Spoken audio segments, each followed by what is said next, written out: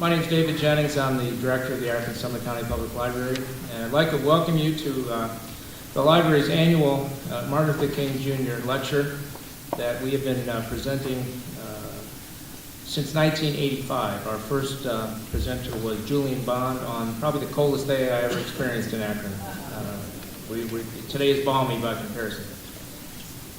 And since 1985, the intent of this lecture is to keep the legacy of Dr. King alive, his message, his wisdom, and to make people think about a whole variety of things in the context of today's world.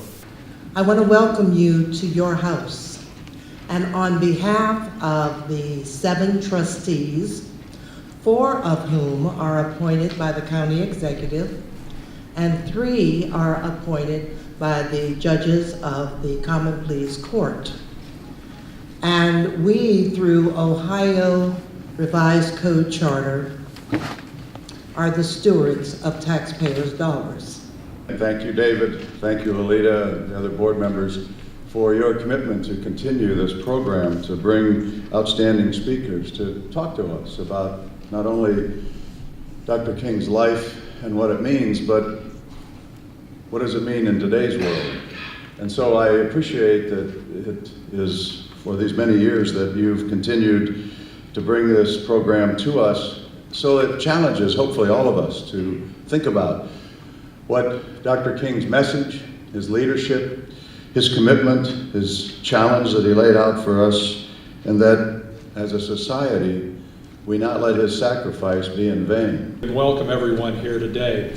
On behalf of all of the residents of Summit County, I want to extend a welcome to you today. It's hard to believe this will be the 26th one of these speaker events in this series, and I don't know many programs that have had that kind of longevity, and so I want to again commend the library.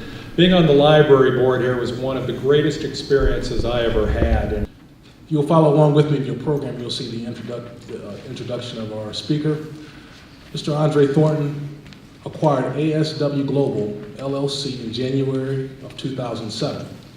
As the Chief Executive Officer, Thornton sets the direction of the company and its operations. Thornton played professional baseball for 21 years and was an honored recipient of the Roberto Clemente Award in 1979, which goes to the player who best exemplifies the game of baseball, sportsmanship, community involvement, and team contribution. He spent 10 seasons with the Cleveland Indians, where he has a 2-time All-Star and received the coveted Silver Slugger Award in 1984. Additionally, Thornton was inducted into the Ohio Baseball Hall of Fame and the Cleveland Sports Hall of Fame. Would you all please stand and welcome with me our speaker for the afternoon, Mr. Andre Thornton.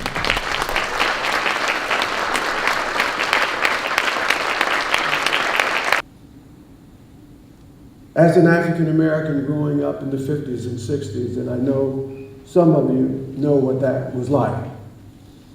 I see some gray hair out there, so I do know that some of you understood what was happening. But Dr. King's oratory and vision was reason of hope in a very confusing and complex life in America. I don't know if some of you remember the tremendous racial tension that was going on in our country. The discord was very real in our neighborhoods, in our towns, in our families. You can imagine it was like a bubbling cauldron that exploded upon our cities all throughout America. Those were the times in which we lived. I can remember clearly asking my mother, who can give me an answer to all of this injustice in the world? With all the testosterone that was in me at that particular time in my life, we were wondering what in the world was going on. Who has the answers? What is this thing all about? She said, Andre, I can't answer all of your questions, but I can direct you to the one who can. She gave me a Bible whose truths were validated before my eyes every day. And I can remember very distinctly in an Army barracks in Fort Dix, New Jersey, being challenged by the words of that Bible that seemed to stare right out at me. I bowed on my knees and asked Christ to forgive me of my sins and to make me into the man that he wanted me to be. My faith in Christ Jesus is a great comfort and strength to me.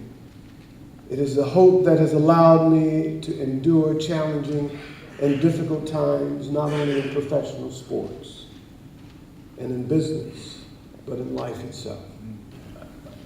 You know, one of the things, and I started playing baseball in 1967, and I can remember the first time that I sat next to Hank Aaron and Willie Mays and McCovey and all of these guys, because they were still playing when I was playing. And it would be the same thing that I would tell young men here today. You got to be better than just what they expect. Because when I played, you noticed that, you know, you didn't have African American players that were bench players. You were either starters or you didn't make the major league club. And that was fine if you were Willie Mays and Hank Aaron and so forth. But if you were just a good player and maybe not the greatest player, then the chances are you went back to the minor leagues. And I never forget the advice and encouragement people like Hank and others gave me as I was coming up. And that is talking to me about my character, how I carried myself, what I did. Dr. King was a man that I had a tremendous amount of respect for. I never met him, only from a distance. But as a young man, he was one in which I could look up to. And I could say, there's something about him. There's something about the words in which he is speaking. There's something about the life that he is living that I, as a young man, would want to be like. Ladies and gentlemen, there's much work to be done. There's much ground to be worked. There's seeds yet to feel the embrace of the good earth. I pray that God would give us not only the vision, but the strength to be the kind of men that would act in response to the challenge of a man like Martin Luther King.